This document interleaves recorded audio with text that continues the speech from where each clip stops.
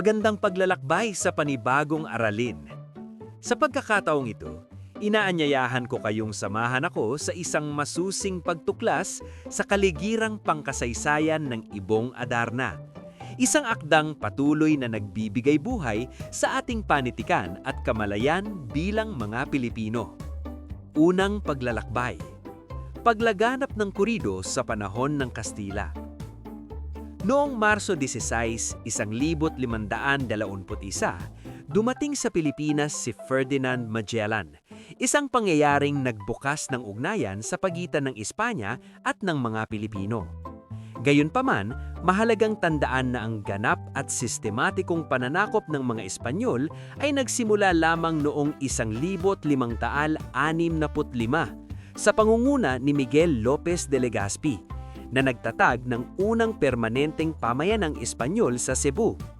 Mula rito, unti-unting lumawak ang kolonisasyon na nagdulot ng malalim at pangmatagalang impluensya sa kultura, lipunan at panitikan ng bansa. Isa sa mga naging agarang hakbang ng mga Kastila ay ang pagsupil sa katutubong panitikan.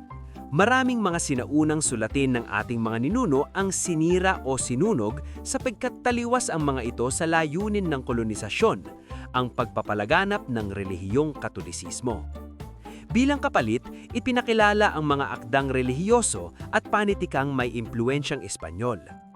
Dahil dito, nagbago ang anyo at nilalaman ng panitikan sa bansa at umusbong ang mga anyo tulad ng awit, korido, pasyon at mga tulang liriko.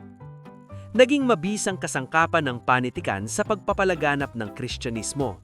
Ang mga tulang romansa gaya ng awit at korido ay karaniwang nagtatampok ng mga pakikipagsapalaran ng mga bayani na nagtatagumpay hindi lamang dahil sa lakas o talino, kundi dahil sa matibay na pananampalataya sa Diyos. Sa ganitong paraan, unti-unting napalitan ang mga sinaunang epiko ng mga akdang nakasentro sa pananalig kay Kristo at sa mga santo.